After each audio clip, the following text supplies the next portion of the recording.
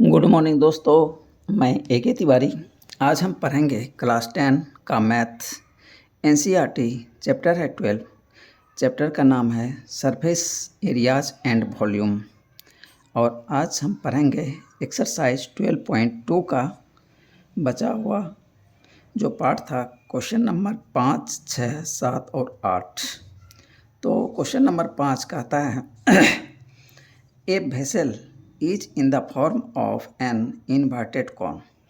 एक वेसल है जो कि कॉन के रूप में है और ये उल्टा रखा हुआ है।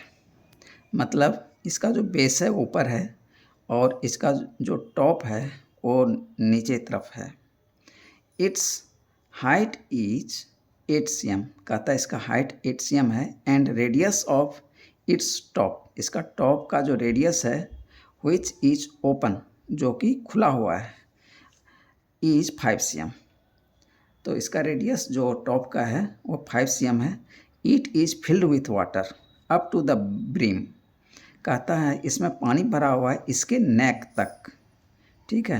When lead shots each of which is a sphere of radius 0.5 cm are dropped into the vessel. कहता है इसमें लीड बॉल जो है छोटा छोटा, जिसका कि रेडियस 0.5 cm है, उसमें डाला जाता है।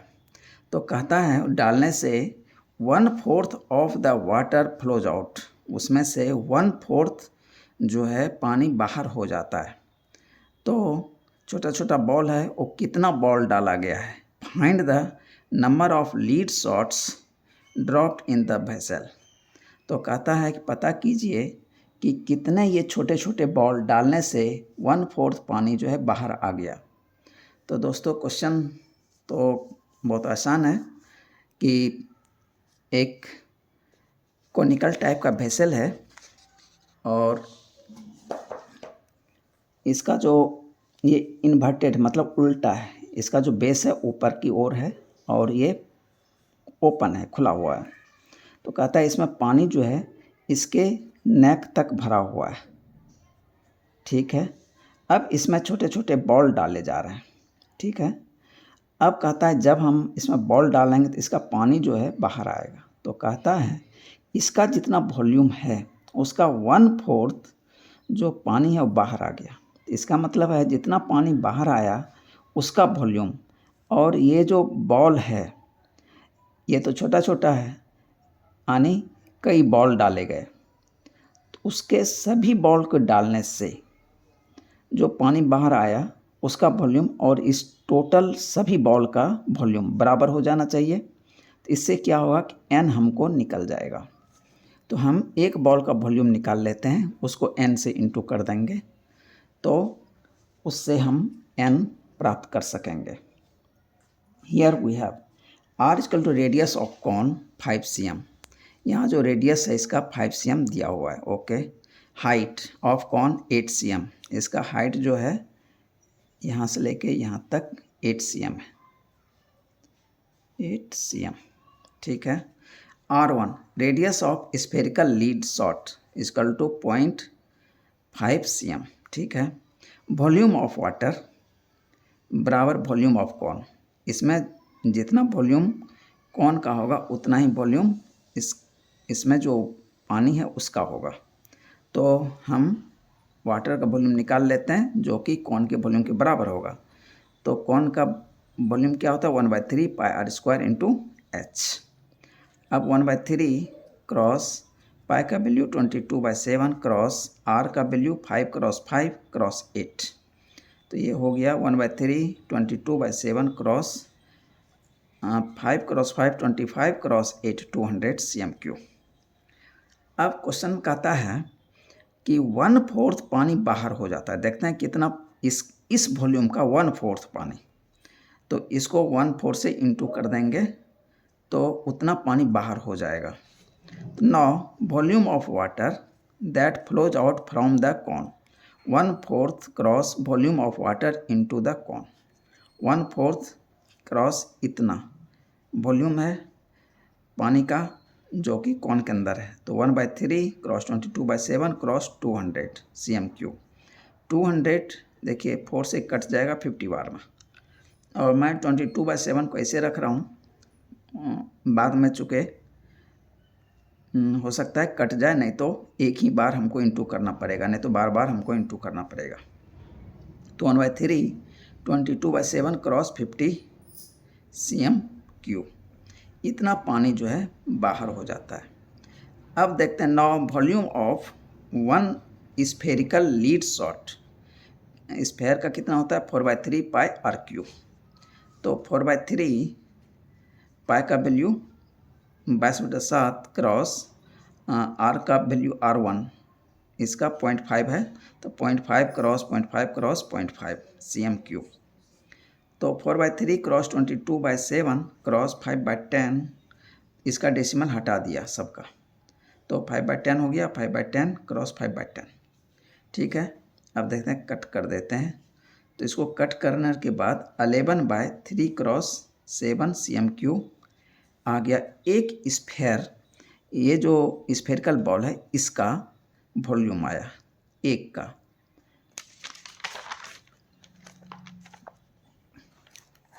Late n be the number of spherical lead shots, इसीलिए volume of n spherical lead shots कितना हो जाएगा n क्रॉस 11/3 क्रॉस 7 cm3। अब ये वॉल्यूम और पानी जो बाहर हुआ उसका वॉल्यूम दोनों बराबर हो जाएगा, तो हमें n का वैल्यू मिल जाएगा। So volume of n spherical lead बराबर लीड शॉट्स बराबर volume of the water that flows out. तो n स्फेरिकल लीड शॉट का कितना है n क्रॉस 11/3 क्रॉस 7 बराबर 1/3 22/7 क्रॉस 50। इतना पानी बाहर हो जा रहा था, इसलिए n बराबर क्या हो जाएगा 1/3 क्रॉस 22/7 क्रॉस 50। तो ये जस के तस रह गया, और इस पार्ट को हम इधर करेंगे तो ये पलट जाएगा, 3 क्रॉस 7 ऊपर चला जाएगा और 11 नीचे आ जाएगा और इंटू हो जाएगा। अब इसको कट करते हैं तो देखते हैं 11 से 22 2 बार में कट जाएगा, ये 7 कट गया, ये 3 कट गया। अब बच गया 2 क्रॉस 50, n बराबर 2 क्रॉस 50 100। तो नंबर ऑफ शॉट्स 100 हो गया। Hence number of lead shots dropped in vessel is 100। ये मेरा आंसर आ गया। अब क्वेश्चन नंबर 6। क्वेश्चन नंबर 6 कहता है ए सॉलिड आयरन पोल, कहता है एक जो है आयरन का सॉलिड पोल बना हुआ है, consist of a cylinder of height 220 cm, कहता है जिसका हाइट 220 cm है, एंड बेस डायमीटर 24 cm, और उसके बेस का डायमीटर कितना है 24 cm।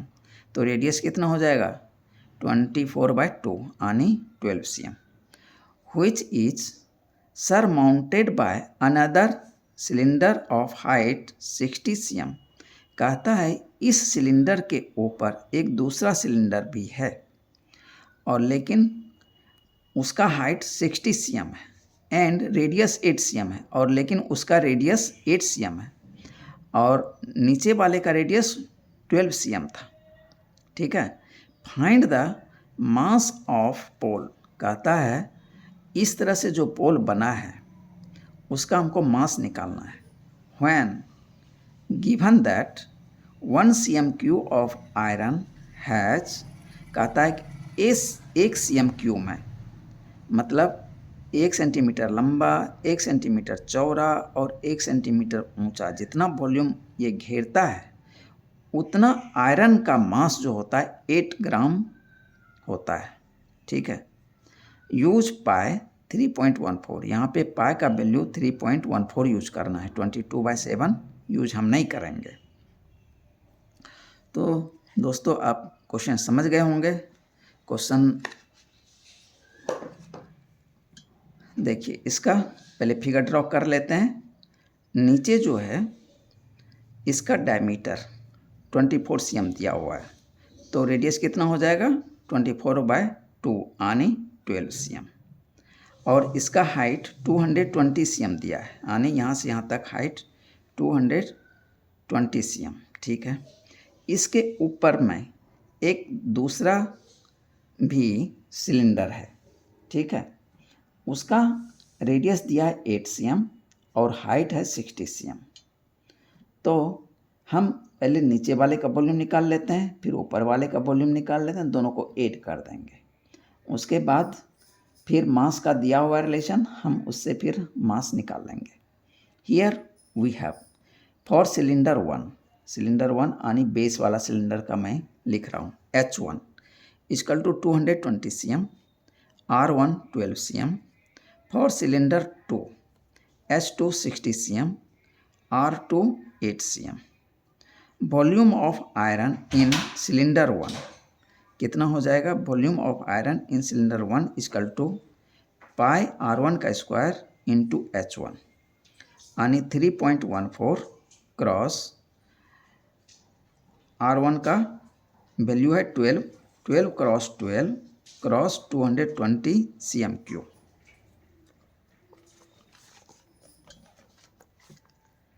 अब 3.14 क्रॉस 144 क्रॉस 220 cm3।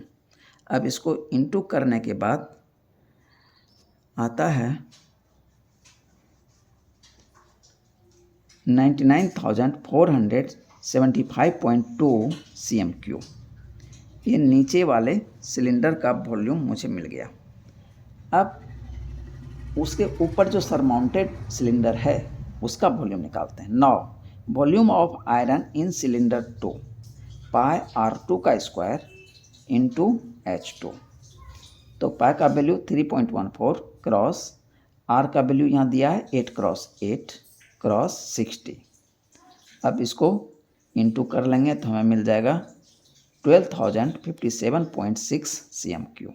ओके, अब टोटल आयरन देख लेते हैं। Total volume of iron in 2 cylinders, volume of iron in cylinder 1 plus volume of iron in cylinder 2 equal to, अब एक तो मैंने ये निकाला था, दूसरा ये, दोनों को ऐड कर देंगे तो 99,475.2 प्लस 12,057.6।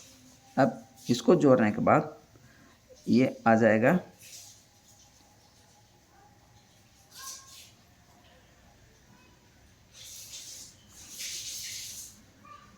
इसके बाद आ जाएगा हमको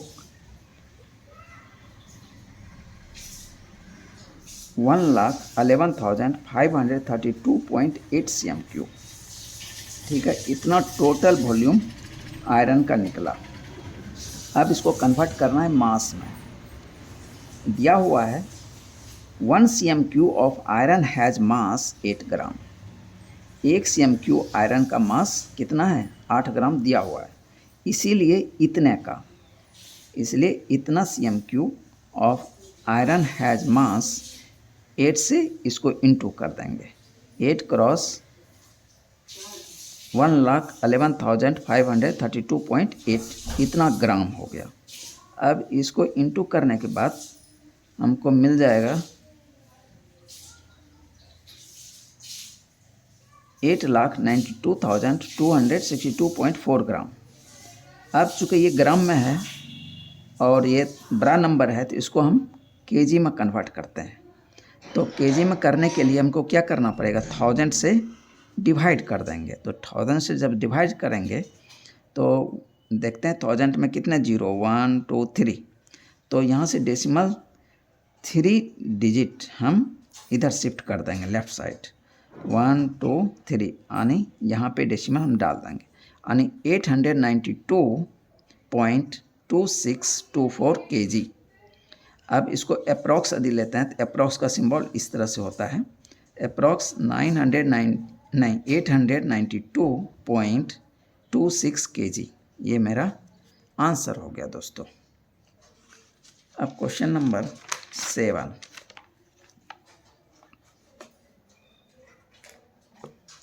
क्वेश्चन नंबर 7 कहता है ए solid consisting of a right circular cone of height 120 cm। कहता है एक राइट सर्कुलर कॉन है जिसका हाइट 120 cm है एंड रेडियस 60 cm और रेडियस 60 cm है, standing on a hemisphere of radius 60 cm। कहता है कि ये जो कॉन है एक हेमी स्फीयर है यानी अर्धगोला है, उस पे ये खड़ा है और ये जो हेमिस्फीयर है इसका भी रेडियस 60 cm ही है, यानी जितना कॉन का रेडियस है उतना ही हेमिस्फीयर का रेडियस है। ओके।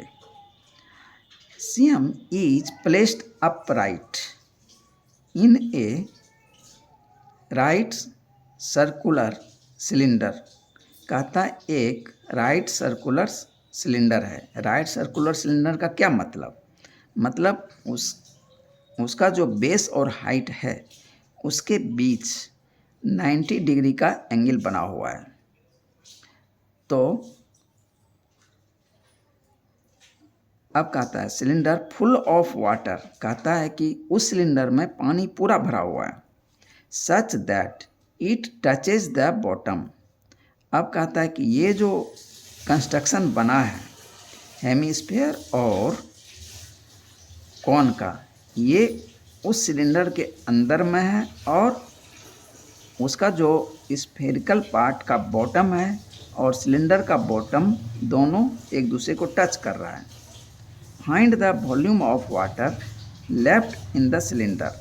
कहता है कि पानी का वॉल्यूम बताइए जो कि सिलेंडर में बचा है।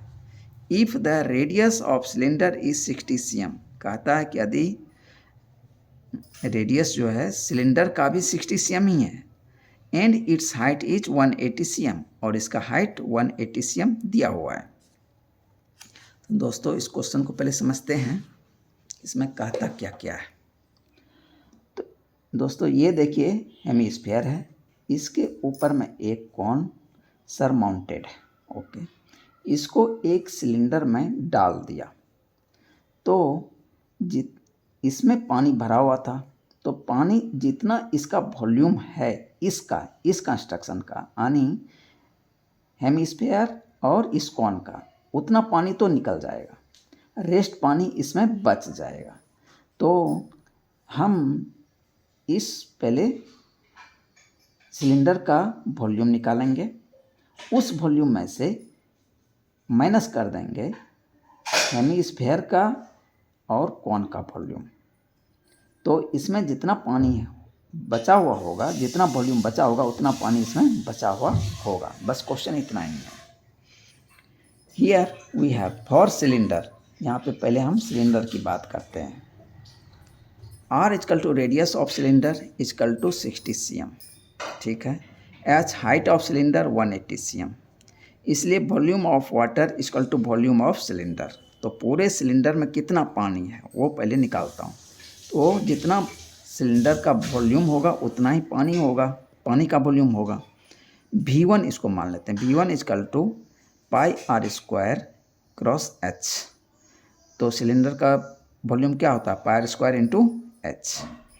तो पाई का value 22/7 cross 60 cross 180 cm3। V1 हो गया 22/7 और इसको 60 क्रॉस 60 3600 क्रॉस 180। अब इस दोनों को इंटू करके लिख लेते हैं और 22/7 को हम ऐसे ही तब तक छोड़ देते हैं, इसलिए कि बाद में और भी ये 22/7 का वैल्यू हमें मिलेगा।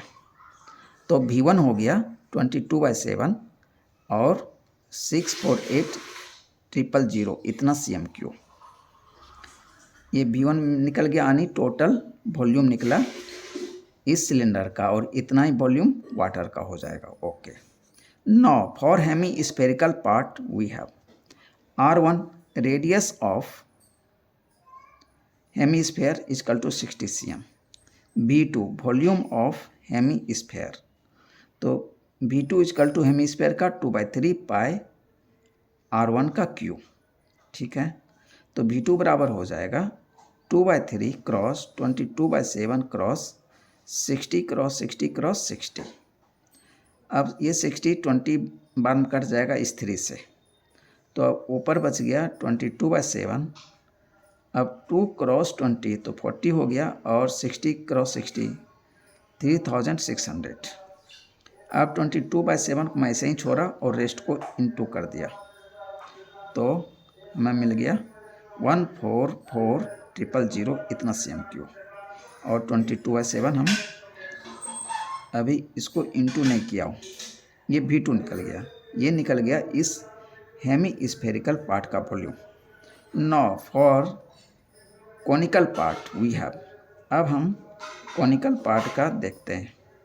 R2 radius of cone 60 cm, H2 height of cone 120 cm, volume of cone का volume 1/3 pi R2 square cross H2।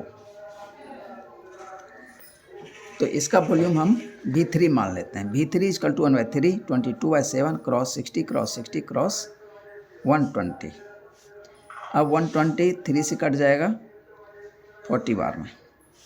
फिर हम 22/7 को ऐसे छोड़ेंगे और रेस्ट को इंटू कर लेंगे, तो 22/7 144,000 इतना CMQ मुझे वॉल्यूम मिल गया कॉन का। Therefore, volume of water left in the cylinder, volume of cylinder minus volume of hemisphere minus volume of cone, तो ये हो जाएगा V1 minus V2 minus V3। 22/7 cross 648,000 minus 22/7 cross 144,000 minus 22/7 cross 144,000। 22/7 सब में है तो इसको कॉमन ले लेते हैं, तो 648,000 माइनस 144,000 माइनस 144,000 इतना CMQ हो गया। 22/7 648,000 माइनस 288,000 इतना CMQ, तो 22/7। अब इसमें से इसको माइनस करेंगे 36,000 इतना CMQ हो गया। अब इससे कटेगा भी नहीं तो हम इंटू कर लेते हैं, 792 4 टाइम्स 0/7। अब इसको डिवाइड करेंगे 1131,428.571 CMQ हो गया।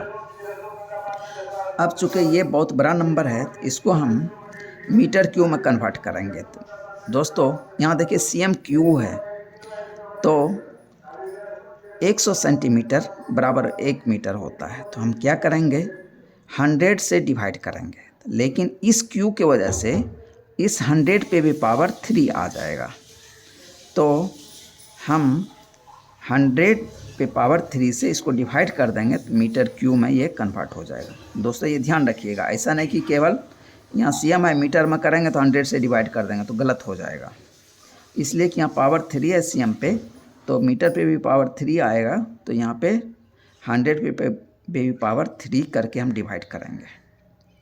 अब इसको डिवाइड कर देंगे 100 पे पावर 3 से, ये आ जाएगा 1.13142857 मीटर क्यूब।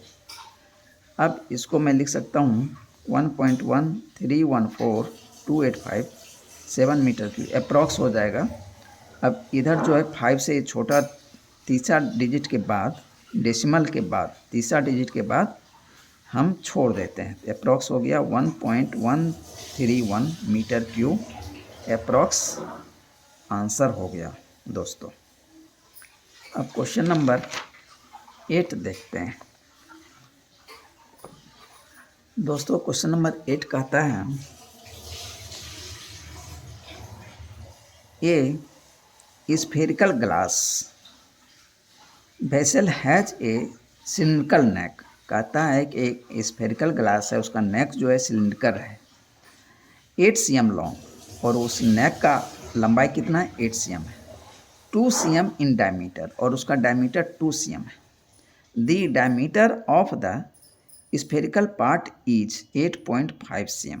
कहता है उसका जो नीचे का पोर्शन स्फेरिकल है उसका डायमीटर दिया है 8.5 cm। कहता है by measuring the amount of water it holds a child finds its volume to be 345 cm3। कहता है एक बच्चा इसका वॉल्यूम निकाला और वो वैल्यू कितना निकाला, 345 cm3। अब कहता है check whether she is correct. कहता है कि ये जो बच्ची निकाली है वॉल्यूम 345 cm3, क्या ये सही है। Taking the above as the inside measurements and pi 3.14। यहाँ पे पाई का वैल्यू 3.14 लेना है दोस्तों। तो दोस्तों इसका फिगर इस तरह से बनेगा। इसमें देखिए ये पोर्शन जो है स्फेरिकल है और इसका डायमीटर दिया हुआ है 8.5 cm। अब इसका जो नेक है वो सिलेंड्रिकल है, उसका डायमीटर है 2 cm और हाइट है 8 cm। तो हम इस स्फेरिकल पोर्शन का वॉल्यूम निकालना है और इस सिलेंड्रिकल पोर्शन का वॉल्यूम निकालना, दोनों को जोड़ दें तो टोटल वॉल्यूम ऑफ वाटर हो जाएगा। अब देखते हैं कि बच्ची ने जो निकाली है, जो बुक में दिया हुआ है, वो सही है या गलत है। Here we have H1 equal to height of cylindrical neck equal to 8 cm। ये जो सिलिंड्रिकल नेक है इसका हाइट 8 cm दिया हुआ है। D1 diameter of cylindrical neck equal to 2 cm, इसलिए R1 कितना हो जाएगा, 2/2 इक्वल टू 1 cm। तो इसका जो रेडियस होगा सिलिंड्रिकल पोर्शन का, ये 1 cm हो गया। तो volume of cylindrical neck equal to pi R square into H होता है सिलेंडर का फार्मूला। तो यहाँ रख देंगे पाई R1 का स्क्वायर इंटू H1। तो यहाँ पाई का वैल्यू 3.14 लेना है, क्रॉस 1 का स्क्वायर क्रॉस 8, इतना cm3। नाउ और spherical part we have D2। अब स्फेरिकल पार्ट का देखते हैं। D2 diameter of spherical part 8.5 cm, इसलिए R2 बराबर 8.5/2 cm हो गया। इसका रेडियस हो गया इस स्फेरिकल पार्ट का। इसलिए volume of spherical part 4/3 pi R3 होता है। तो यहाँ पे हम रख देंगे 4/3 पाई R2 का होल क्यूब। ठीक है, तो 4/3 और पाई का वैल्यू 3.14 क्रॉस R2 का वैल्यू 8.5/2 क्रॉस 8.5/2 क्रॉस 8.5/2। ये 4 2 इस 2 से कट जाएगा 2 बार में, और 2 ये 2 कट गया। अब 3.14 बटा 3 क्रॉस 2 रह जाएगा, और इधर जो है 8.5 क्रॉस 8.5 क्रॉस 8.5 मैं ऐसे ही छोड़ दिया। ठीक है, अब 3.14 बटा 3 क्रॉस 2 क्रॉस, अब इसको इंटू करने के बाद आ गया 614.125। अब 3.14 बटे 3.14 बटा जो ये 3 क्रॉस 2 था, इससे मैं इसको डिवाइड कर दिया। 614.125 को मैं 3 क्रॉस 2 से डिवाइड कर दिया। तो 3.14 को मैं ऐसे छोड़ा और इसको जब डिवाइड किया तो आ गया 102.354 cm3। तो therefore amount of water in the vessel. अब टोटल वाटर इस वेसल में कितना है, इसका वॉल्यूम प्लस इसका वॉल्यूम दोनों को ऐड कर देंगे। तो volume of cylindrical neck plus volume of spherical part, तो 3.14 क्रॉस 8 प्लस 3.14 क्रॉस 102.354 इतना cm3। 3.14 देखिए दोनों जगह है, तो इसको मैं बाहर कर लिया। इसीलिए मैं 3.14 से वहाँ पे इंटू नहीं किया था, नहीं तो वहाँ पे 2 बार इंटू करना पड़ता, यहाँ पे 1 बार करना पड़ेगा हमको, तो 1 बार हम बच जाएंगे, इसीलिए मैं इसको छोड़ा था। अब यहाँ पे बच गया 8 प्लस 102.354 में 8 को जोड़ देंगे, तो देखते हैं 3.14 क्रॉस 110.354 इतना CMQ। अब इसको इंटू अब करना पड़ेगा, इसलिए अब तो कोई चारा नहीं मेरे पास। तो इसको इंटू करने के बाद मुझे मिल गया 346.511 CMQ। अप्रॉक्स हम निकालते हैं तो 346.5 CMQ। अब बच्ची जो निकाली थी 345 CMQ निकाली थी, तो यहाँ पे 46 है, तो उसका भी वैल्यू 1.5 लेस वो निकाली है, इतना CMQ लेस निकाली है। According to the question, child finds the volume of this vessel is 345 CMQ which is incorrect, जो कि इनकरेक्ट है। करेक्ट वॉल्यूम बी 346.5 CMQ, ये मेरा आंसर हो गया। एक आंसर ये हो गया। विच इज़ इनकरेक्ट, दो चीज़ पूछ रहा था, वो करेक्ट है कि नहीं, तो ये इनकरेक्ट हुए, और करेक्ट जो है वो हम यहाँ पे लिख देंगे 346.5 CMQ, ये मेरा फाइनल आंसर हो गया। तो दोस्तों सरफेस एरिया वॉल्यूम ख़त्म हो गया। तो दोस्तों आप लोगों को यदि मेरी पढ़ाई से कुछ ज्ञान हासिल होता है और यदि मेरी पढ़ाई आपको अच्छी लगती है तो आप कृपया सब्सक्राइब करें, लाइक करें और हमसे जुड़ जाएं, ताकि बोर्ड एग्ज़ाम में अच्छा मार्क्स ऑब्टेन आप कर पाएँ। Okay, thank you.